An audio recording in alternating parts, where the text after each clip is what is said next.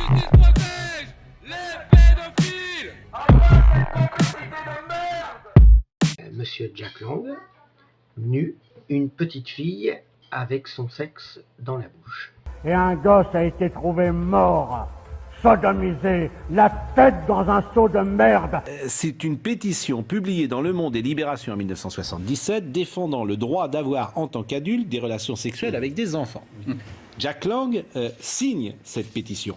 Mais qui sont les signataires? Et c'est ça qui est absolument incroyable quand même. Philippe Solers, Louis Aragon, Roland Barthes, Simone de Beauvoir, Patrice Chéreau, Gilles et Fanny Deleuze, vous avez Bernard Kouchner, vous avez Françoise Laborie, et vous avez évidemment Jack Lang, vous avez Catherine Millet, vous avez Jean-Paul Sartre, vous avez René Scherrer. En fait, c'est absolument fascinant. Vous avez Philippe Solers, vous avez Daniel Salnave, qui est aujourd'hui à l'Académie française. Alors, ouais. Daniel Salnave. Donc, vous avez Alain Cuny, qui était un comédien jadis.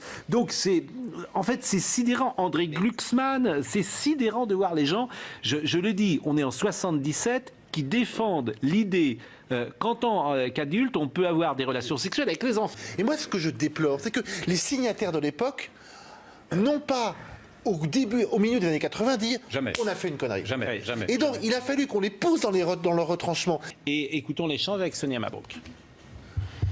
On était très nombreux à l'époque à signer ça. C'était Daniel Cohn-Bendit, c'était Michel Foucault, c'était une série d'intellectuels.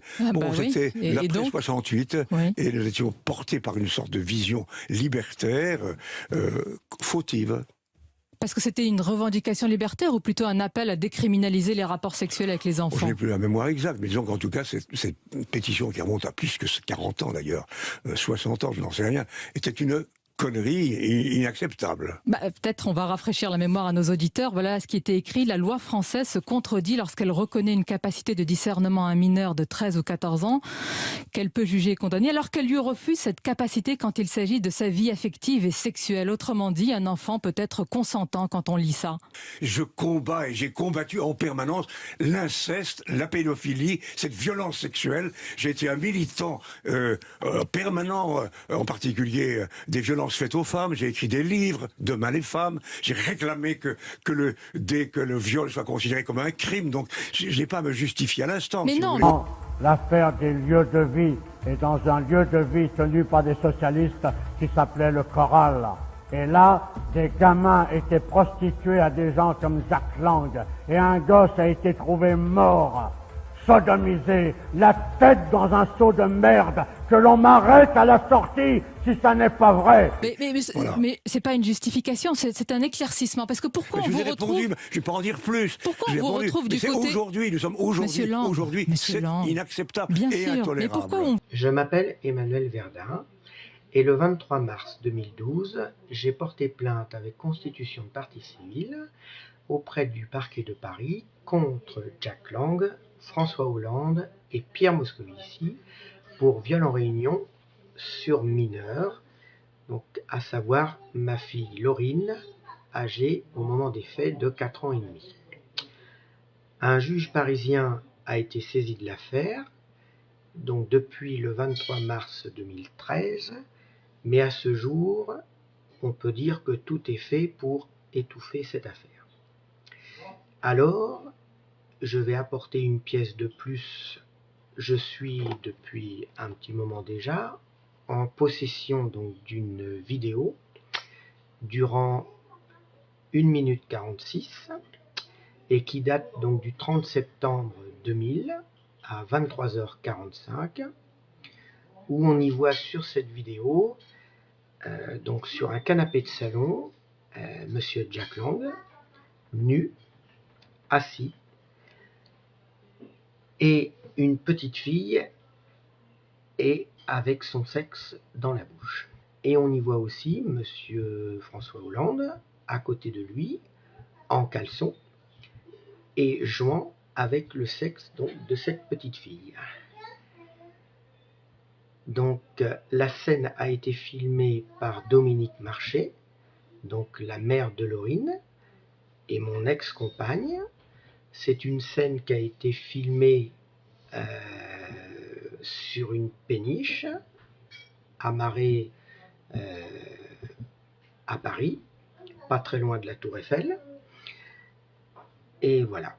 Donc cette vidéo va être transmise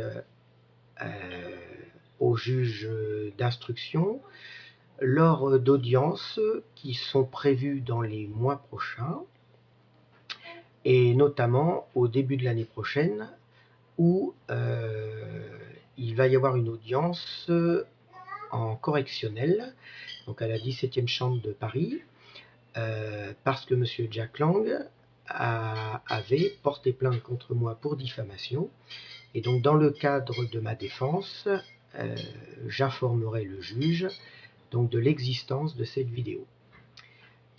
Il faut savoir que j'ai fait plusieurs copies donc, de la vidéo, que ces copies sont très bien gardées.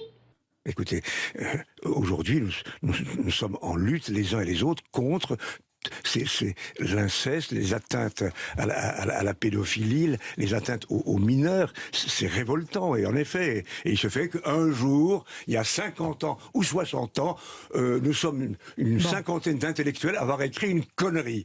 Qu'est-ce que je dois faire? M'immoler devant vous? Je dois non, je peux rien dire de plus. Comprendre. On a fait une connerie, et basta, voilà. Mais depuis lors, j'ai combattu, comme tant d'autres, contre ce genre de bêtises. On le voit, ce qui se passe d'ailleurs sur les réseaux sociaux. C'est fou ce qui est en train de se passer. Oui, là... La prise de parole, alors je ne sais pas sur quoi ça va déboucher, mais ça c'est un effet générationnel. Que non seulement le phénomène de l'inceste, le tabou de l'inceste n'est pas régressé. Il semble même qu'il est augmenté au cours des dernières années.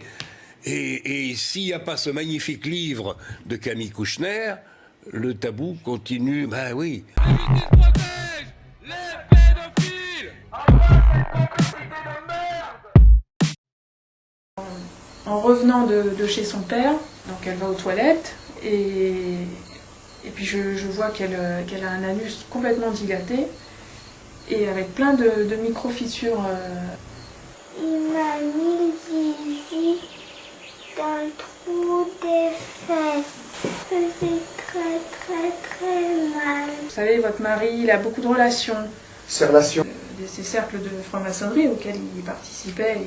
Il est franc-maçon. Il s'en cachait pas, il était même très fier d'en appartenir. Nous sommes en guerre. Priscilla a écopé de la peine maximale, à savoir 3 ans pour soustraction de mineurs et non-représentation d'enfants, et à 2 ans pour diffamation calomnieuse. Vous devez savoir que la vidéo, ainsi que le témoignage écrit de Camille, qui confirme ces déclarations que vous venez d'entendre, n'ont pas été au cœur des débats. Loin de là. La vidéo n'a pas été projetée alors que la salle était équipée d'écrans.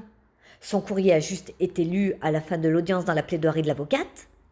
Il en est de même pour les 3 témoignages des 3 autres enfants de Chauvet qui dénoncent le côté sombre de leur père. Pas de témoin, vu que le seul témoin autorisé a été rejeté.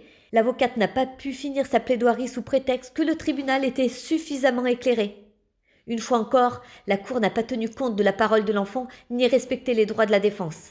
Sachez que Camille, dans le document transmis au tribunal, annonce qu'elle a la ferme intention de porter plainte pour violence physique, psychologique et sexuelle contre le père biologique. Sachez que la salle d'audience était équipée de micros qui n'ont pas été utilisés. Le public avait souvent de grosses difficultés à écouter le débat.